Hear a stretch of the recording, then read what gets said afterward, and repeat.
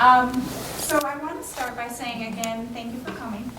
And this is sponsored by our Alumni Constituents Society, so that's where you get your pizza from. So you can say thank you to the alum. Michael Tracy is actually an alum and graduated in 2008, is that correct? And he went to school here for 2 years, the Wilkes-Barre campus, and then continued on at University Park. And at that time, I just found out, it's now called criminology, but at that time it was crime law, justice law? Crime law justice degree. So he did get his bachelor's degree. And while he was going to school, he was an EMT. And he is currently, correct me if I'm wrong, a national ski patrol? Yeah. Is that correct? Okay. And so what I'm excited about, and I wish more people would have come today, is the fact that, you know, this is a real world situation where you may be studying one thing, but your whole life could change after college in terms of what you actually do in the real world. And it's trying to figure out how you can apply what you learn and transfer those skills into the real world experience. And he's going to give you further information on that. So I'm going to let Michael continue on with that topic. But I'm just really excited that he's here, and thank you guys for coming today.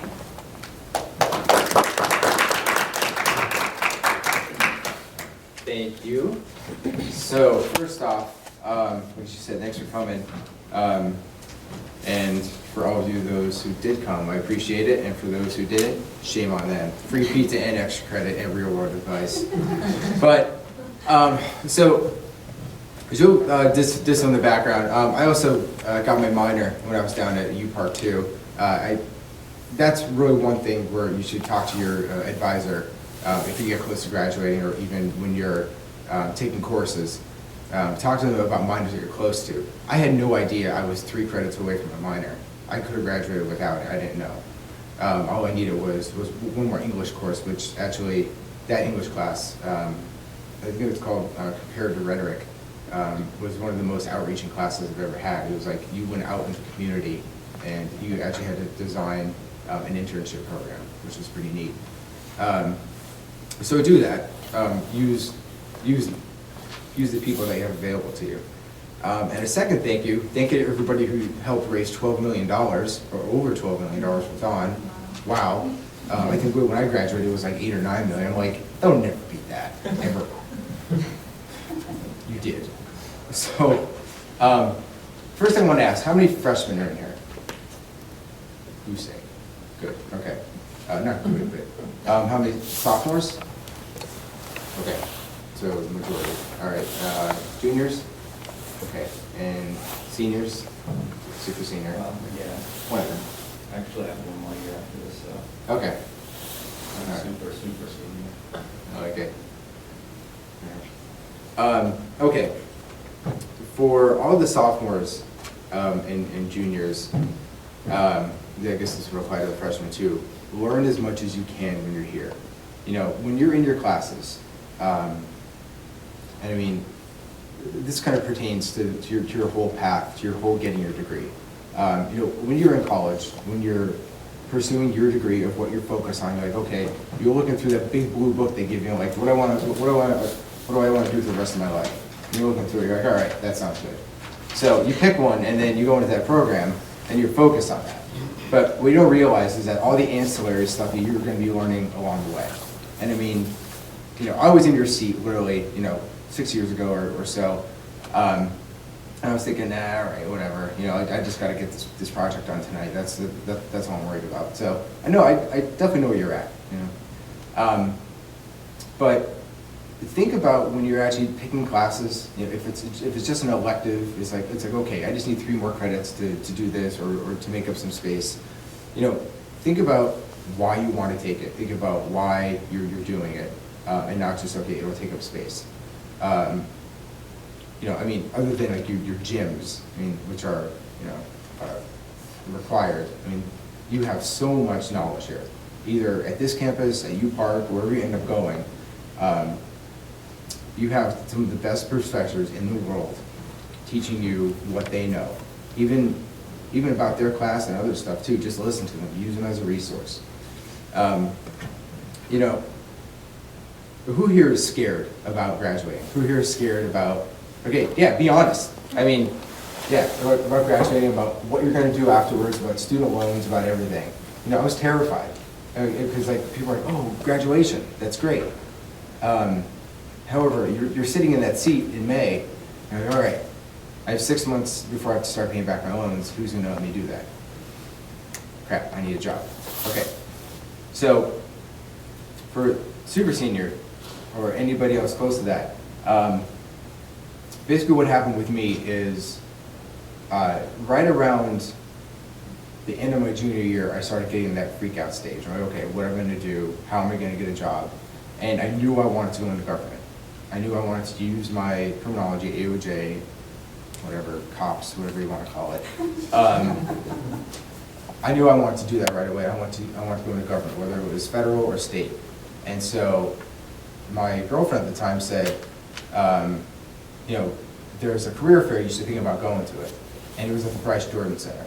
I'm thinking, okay, 45,000 people walking around in suits handing out resumes. I'm a pretty charismatic guy, but that's really hard to separate yourself from. But I walked up to this one booth, and it was the BSE, which was the Bureau of State Employment. 3 people dressed in suits going, hi, how you doing, what's going on? And I filled out, it's called your personal data sheet. And you basically put down who you are, what you went to school for, and everything, and it's you on a piece of paper. And then it goes into a computer system.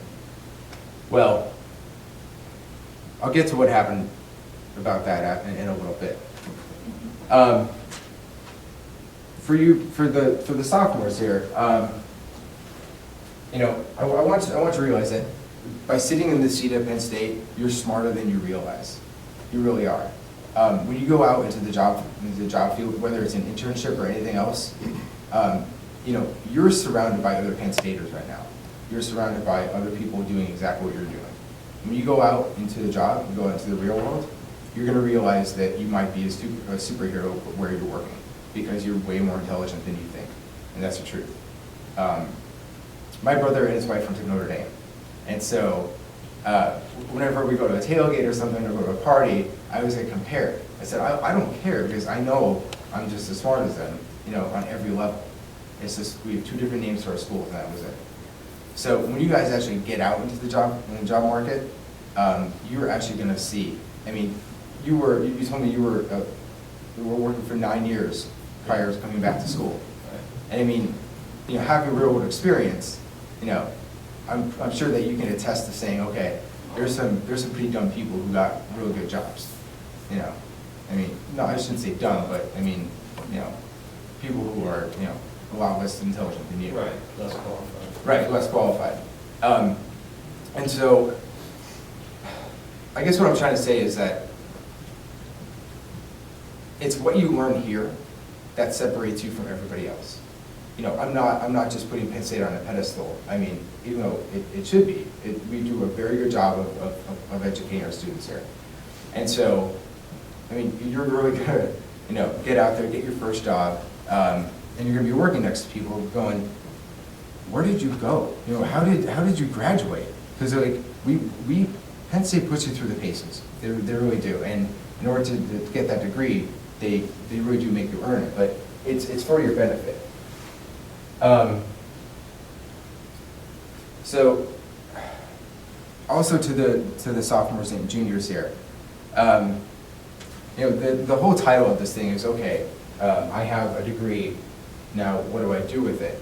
Well, you know, you really can't look at it as if like, okay, I have this piece of sheepskin now in this frame that I'm walking into a job interview, I'm gonna place it on the table and say, here's my degree, hire me. Being on both sides of the interviewing process, having me hired people and also being interviewed a lot myself, the people who are interviewing you aren't looking at your degree, they're looking at you. I mean, degree is a good qualification for you having a reason to be there, don't get me wrong, but it's your other skills. It's your communication skills, it's your speaking skills, it's what you did outside of college, it's what you did while you're in college. Because anybody can sit and, you know, go to any school and just sit through 120 credits and get C's and just say, okay, I have a degree now.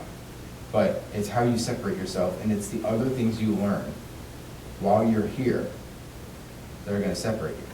And that's no BS. I mean, it really is the truth. I mean, I've had other jobs where, you know, there's engineering majors, you know, doing analytics, where at one place I work, which I'll get to soon, and there's nothing else to them. Like, they know analytics, and so that's good for them. But it's if they don't do good at that job, then that's it. That's all. So, I was asking Joe before if Bill Bachman was still here. How many of you have him or have had him? Everybody. Yeah, okay, excellent. Oh, almost. Bill Bachman is the reason I'm standing, being able to speak to you right now.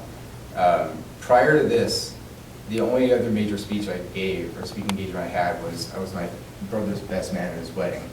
And the majority of the people were drunk, and then the other people were my family, so they had to like me. So you guys don't, you know, hopefully you're not drunk, and, you know, you don't have to like me either. So I mean, it's okay for me to get up and speak to people, because this is a skill I learned here.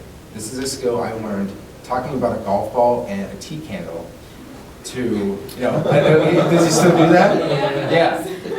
So I mean, I made up this this road romantic date, you know, with a golf ball and a tea candle. Not gonna get into it here, but it's not this one. I mean, like, all kidding aside, it's those exact skills that, you know, you're gonna be able to take somewhere else. And if you're sitting in your first job thinking, all right, cool, I got a job, but I really hate being here, and I want to do something else, but I'm kind of afraid to even think about doing it, don't be. Seriously, it's such a rewarding factor that if you get the job you want, and you realize it's like after 2 years of being there that you don't want to be there anymore, or you have another passion that you didn't get to explore when you were in school, you know, don't be afraid to try it. So, kind of one thing I want to cover is my path, we'll call it. Let's see how tall I really am.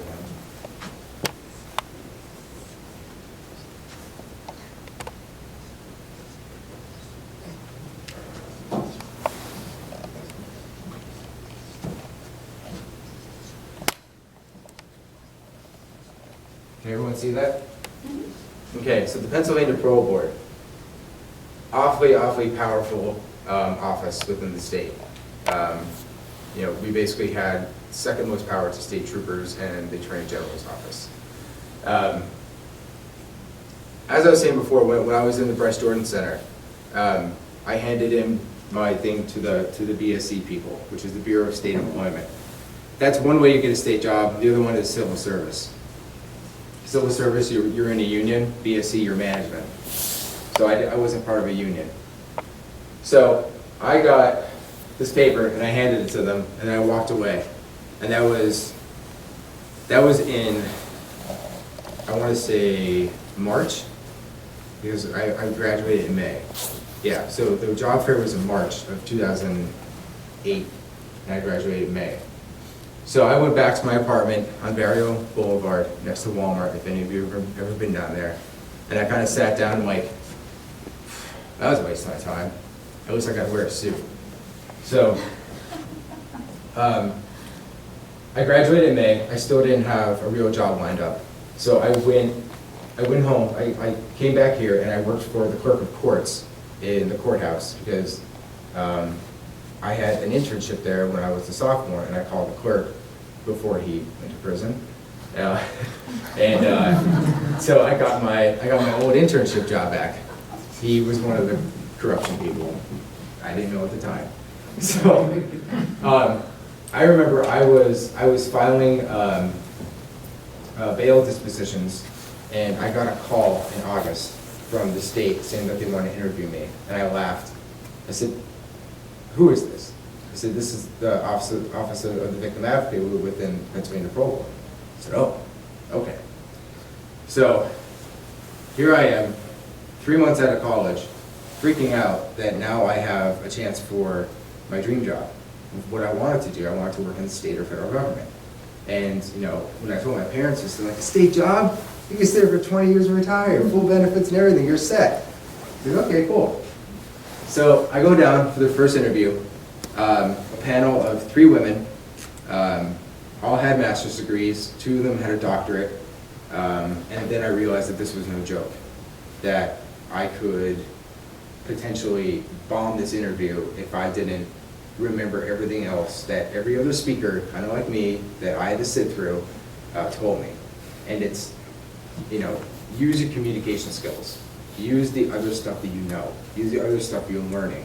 You have to give speeches in classes when you're here. You might as well learn how to do it well. Tap into the resources, because, I mean, use career services. You know, do mock interviews, because when it comes down, when it really comes down to it, you know, these 3 people are ready to offer me a $50,000 a year job at 22 years old. And what's standing between that is how I convey myself to them. So, after the interview, I was driving up 81 back here, and I got the job. Sweet. I can pay my student loans.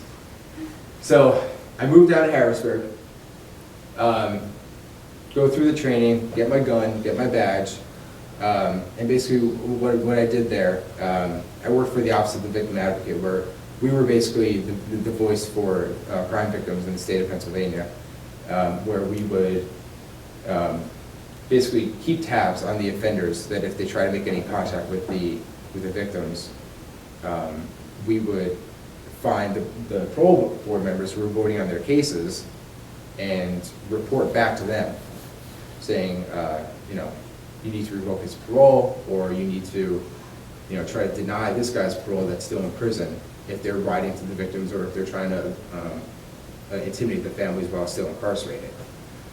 So it was awesome. It was great. I did it for about 2 years, and then I was sitting in my office one day down in Harrisburg. I was looking out the window, and I remember I just got off the phone with my brother, and I was just really unhappy. I was just like, you know, I have a great job and everything, but I don't want to do this anymore. And Brian's like, well, why? I said, I don't like Harrisburg, I don't like living down here, and the job isn't what I thought it would be. He said, well, is there anything else you've ever wanted to do? I said, you know, your degree isn't just for a state job. And I said, yeah, I kind of always wanted to work at a law firm, because I then had aspirations of going to law school. And so I sat at my desk and I thought to myself, well, all right, I'm now almost 24. You know, do I really want to give up a state job to go work at a law firm somewhere and not really having worked at one before? But I said, yeah. I said, if I want to be an attorney, I want to go work at a law firm first and see what happens. So then this happened. That's a 2, not a secret. Sorry.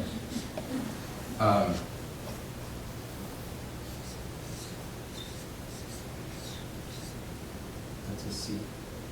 Sorry.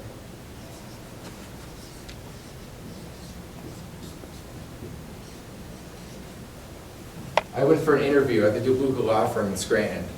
They specialized in finance and bankruptcy law. It was mostly civil. We did a little bit of criminal stuff.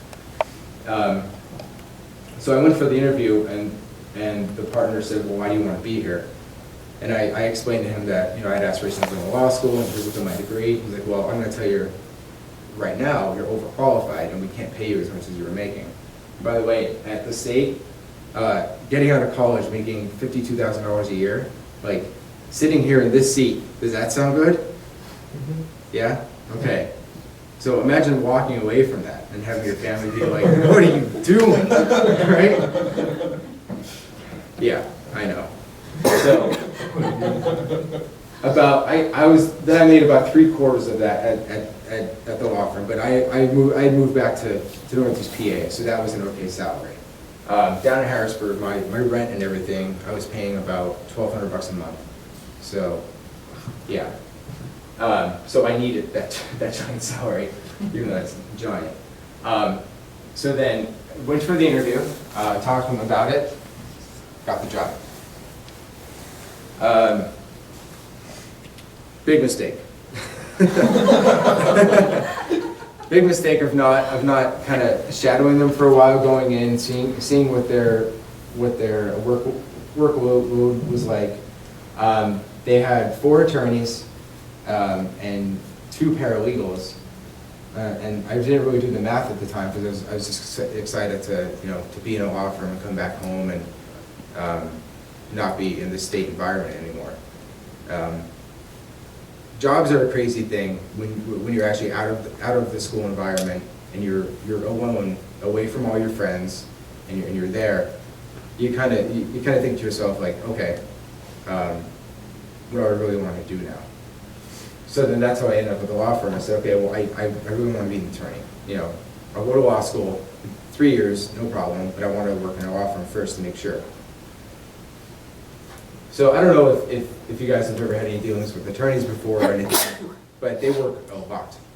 I mean, a lot. They put in, 65, 75 hours a week is like the mandatory. Like that's what they do. The paralegals work more than them because the paralegals have to get everything ready for them to go to court and to deal with the clients. And so, yeah, I had the education. I knew what I was looking at. I knew how to do legal research. I knew how to write briefs. I knew how to do all of that fun stuff.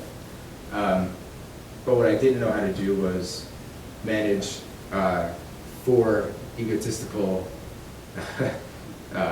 intelligent attorneys and all of their work. So I did that for about 8 months, and I remember sitting down with a friend of mine who was a finance analytics manager at Travelocity, the Roaming Gnome, the website. And he said, well, if you hate it so much, why don't you look for something else to do? I said, well, I just started there like 8 months ago. Like, how could I do that? And then he said, well, didn't you leave the state after 2 years? I said, yeah, I did. So then I went home one night, I started just looking around, just like, okay, what can I do? And what did I learn here that I can take to the next place? And then what did I learn from here that I can take to the next place? And what did I learn from Penn State that I can take to the next place? So the third one is Travelocity.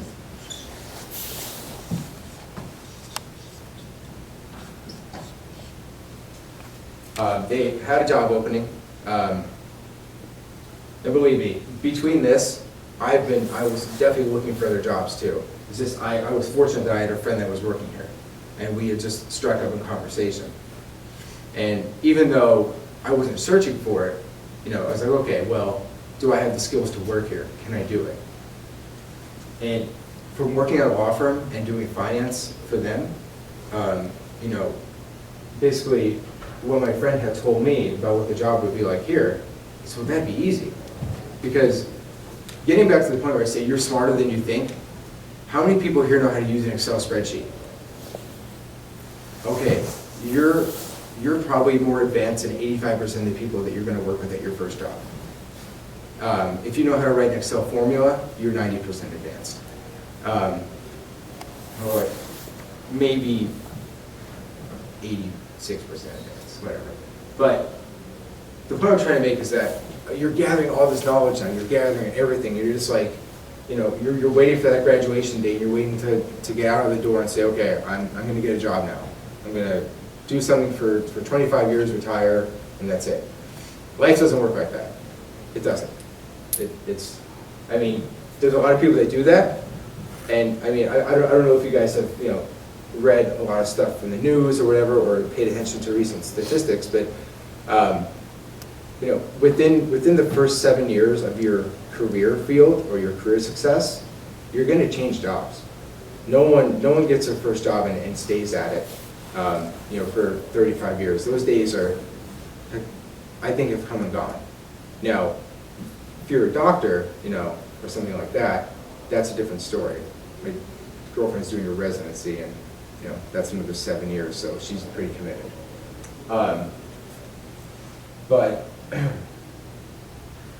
So back to Travelocity. went for the interview.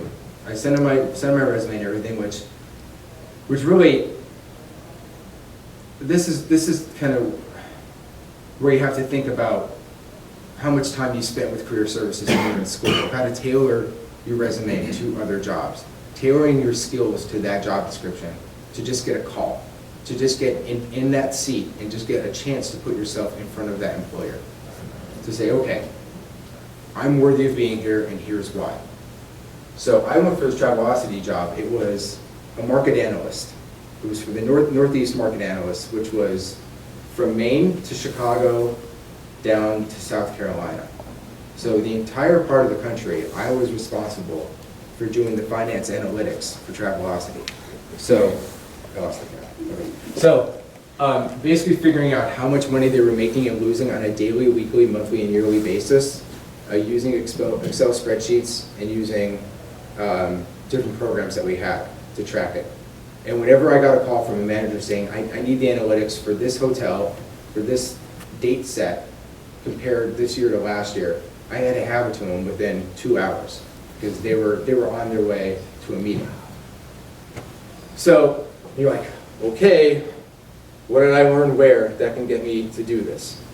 So you guys are so packed full of information that you don't know how to use it yet. But I guarantee that when you're in your job, you're going to figure out a way. You're going to know how to use it. And believe me, this whole presentation isn't to detract from any dreams you have now. If you want a job and you want to stay at that job for 30 years and you get it, do it. But make sure you want to do it. Don't be unhappy for the wrong reasons. But the most important thing is gather information while you're here now. So, got the job at Travelocity. Sweet. 6 months later, you guys ever hear of something called outsourcing? My job went to South America. I don't really have a good tan. I didn't go to South America. So, I got laid off. I called my brother and I said, so what do I do now? He's like, well, you do what you do all the time. Get another job. I said, okay. Yeah, that's so easy to say. In the worst job economy that we've had since the Great Depression. Thanks. By the way, he's an engineer. He can't find his way out of the wet paper bag, but he's the smartest guy I know. So I said, oh crap, what do I do now? I'm out of a job and I'm collecting unemployment. And that was the biggest pill for me to swallow ever. So I went from making 50 grand a year at an awesome state job to collecting unemployment now. I'm cool. So, right around that time, I was planning my brother's bachelor party. And so I was calling all of his friends and saying, here's what we're doing, here's what we're doing. And I called my friend Steve. And so after we had nailed out all the details for that, he goes, oh, how are you doing? What are you doing? I said, things. I got laid off. He said, oh, well, what were you doing? So I explained what I did at Travelocity. And I mean, I grew up with Steve. I've known him for a long time, so he knows me as a person. And he said, well, why don't you come meet our managers?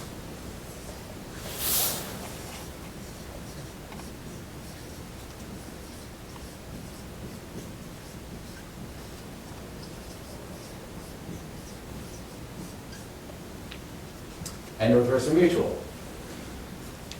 I said, what is that? I didn't really know. He said, we do insurances, we do financial advising, and we do wealth management assessments. I said, I don't know what any of that means. I'm not gonna lie to you. And he said, so that's okay. He said, just come in and talk to us. So I did.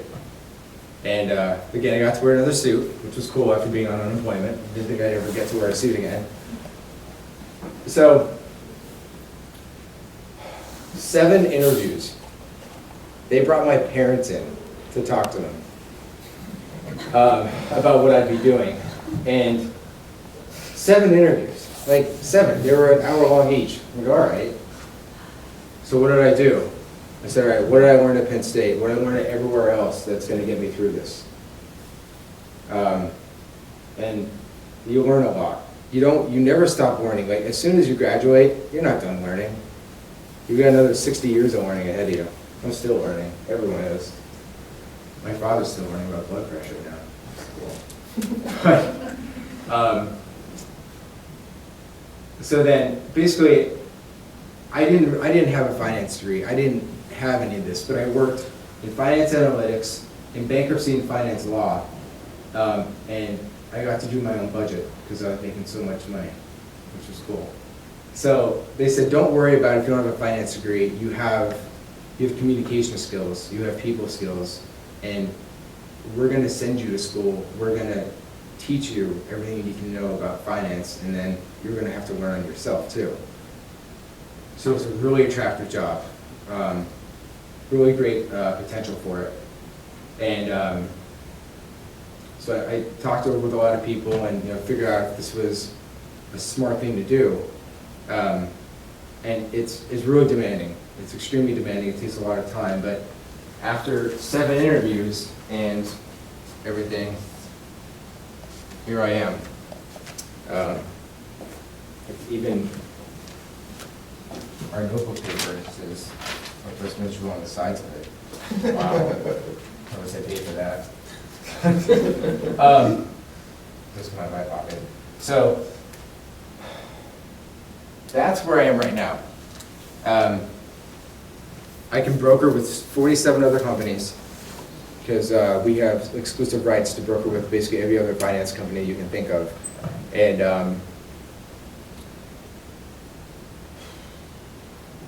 I got it. I got the job because I had this undying thing in me to always help people and to always try to share my knowledge and just try to share with everybody what I've learned over the years. This is kind of what I hope to do today. And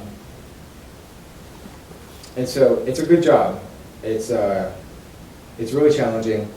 It's really rewarding, and if you work hard, the salary is great as well. I mean, I'm not trying to say I'm not recruiting for them. Believe me.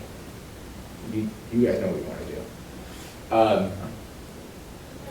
But as I was talking to Jill before, she said, "Oh, we'll mention if you want to." I kind of feel all right doing it, but actually, the next thing I'm doing, I'll still be working, but so as I mentioned before, when I was a freshman here, I was taking 18 credits my first semester, like an idiot, and going to school here from 8 to 5, being part of SGA, being the Four Seasons president, being involved in Haunted Forest and Thon, and also being a tutor with Alan for student support services.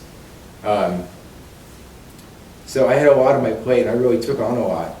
But that's why I am who I am today, because I accepted all that challenge, and that's how you learn stuff, and that's how you can take stuff out into the world. You guys were brought here by free pizza. I know, right? That's how I got. That's how I got to go to stuff. And then I would hold Four Seasons meetings in rooms just like this. So right, guys, there's free pizza, and also, oh yeah, we're gonna go to Vermont for almost free. How does that sound? Or West Virginia for go whitewater rafting. But my next move is this August. I'm actually going to be applying for my master's degree at Marywood for the PA program, which is the physician's assistant. So, like I said, in the last 4.5, almost 5 years, I've done a lot. And a lot of people can see that as instability in your career, is instability in what you want to do. I see it as weeding out a really boring future. And it's all thanks to basically what I learned here as much as I took on. So I know you guys have a lot going on in your head right now as far as classes and stuff that's due.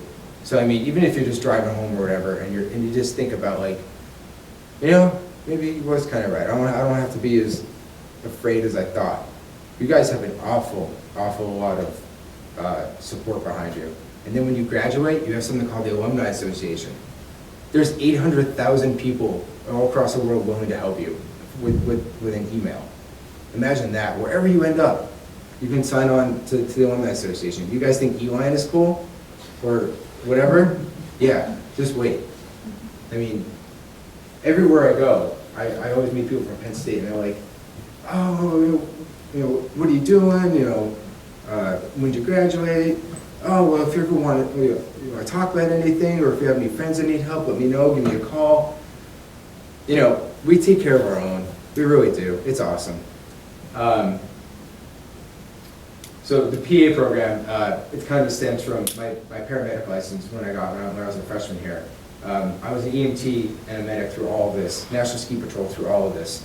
And it's ultimately what I'm really passionate about. I'm really passionate about what I do now, especially securing people's finances and their futures for them, which is extremely important, and I take it very seriously. But me personally, that's what I want to do. So that'll be my next move. So I hope this was helpful. Any questions about anything? Yeah. It sounds like you interview very well. Do you have any suggestions on how to approach interviews or what you did to prepare for interviews? Yeah, absolutely. Be yourself. I know, be myself. I get advice for that for dates, I get advice for that for everything else. Like, be myself. I am myself. Who else am I gonna be? The interviewing, it's a really weird dynamic. You're, like I said before, you're sitting in front of a panel of people who are deciding whether they're gonna give you a future or not. So,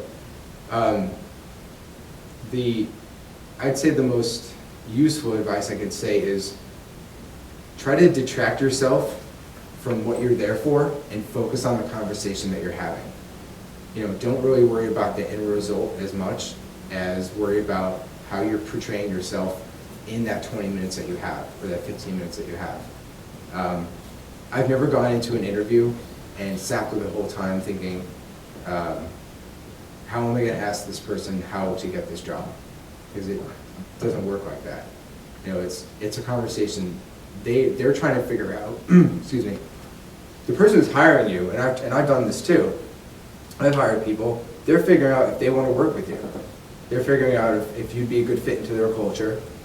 And because we're all really intelligent people, we can learn something quickly. Number 4, I didn't know what I was in with finance. Now I can tell you whatever you want to know. But they're trying to get to know who you are. And that's really important from this whole conversation, is because you're going to learn a lot here, so use it. That's what I would say.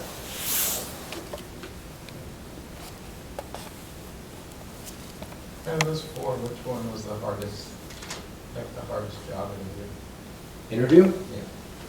Even though this one might seem it, because it was really kind of just a conversation in a really lavish office. And it was just like, they were just really trying to get to know me and know my personal background. This was the most intimidating, absolutely, just because the state doesn't screw around. It's a panel of people, and because I was so young and so inexperienced, it was just frightening, truthfully. But again, having gone through mock interviews with career services, having gone through all that stuff, it really helps. So yeah, that was definitely, I'd say, the hardest. But actually, funny story, thank you for asking that. I took a class, it was my first semester down at UPark. It was called Women in Justice. Women in Justice, not an injustice against women. And the professor, Kim Menard, we still email, big hockey fan, great woman. If you go to UPark are you going to UPark for AOJ? No, you're staying there? Yeah. Okay. Well, you can email her, find her, Kim Menard. She's a wealth of information. I had to read this book, and it was about a girl who was sexually assaulted on a college campus, and basically it was her story after it. And so having that job was really victim focused and really victim centered, and it was a book that I read in her class that during the interview, one of the panelists, the woman on the panel, asked me, well, what's your view on, criminal acts, and what's your view on on the victims system and basically how the criminal justice system treats victims.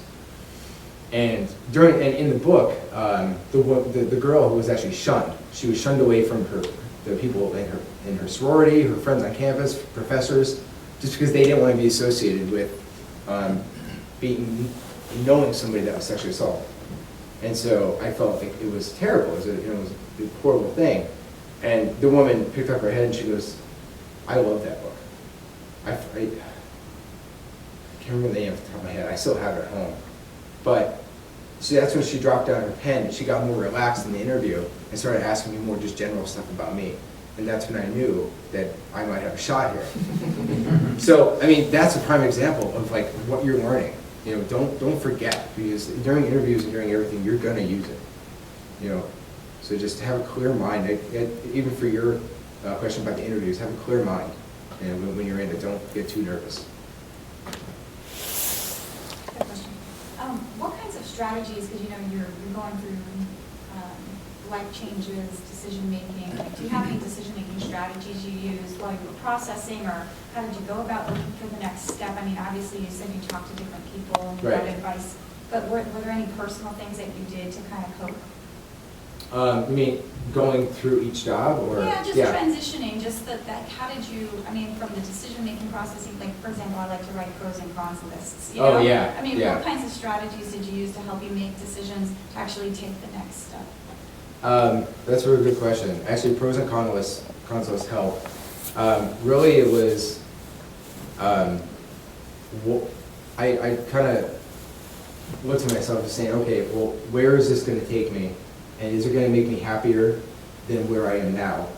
And also, is it economically smart for me to do this? Because I mean, you can jump around from job to job all you want to, but if it's not going to forward your life in any way, it's really not worth it. So it's a lot of thinking. I mean, that's why I haven't, like, you can get a job anywhere. I mean, that's why you don't see Walmart. That's why you don't see anything else. I mean, this is all stuff that helped me make me who I am today. It was all building upon the next thing. I couldn't have gotten the job at Travelocity if I didn't know all the stuff that I learned from the law firm. I couldn't have gotten the law firm if I didn't know all the stuff that I learned here and working with the programs at the state.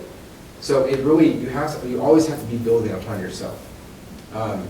And I mean, even my next step at the PA, I'm going way back from when I first got my license. But I mean, that stuff I'll never forget. It's so you do have to think. It does have to be a really intelligent decision. You can't just say, okay, I'm gonna just get a job here. Like, maybe I'll just go to craft and do sales or something. Like, it wouldn't make sense for me to do that. So. I hope that answers it. Yeah.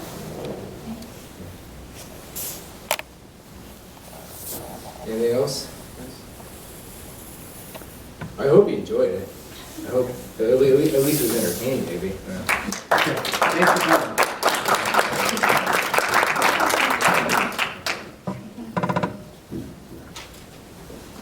Thanks again so much for coming.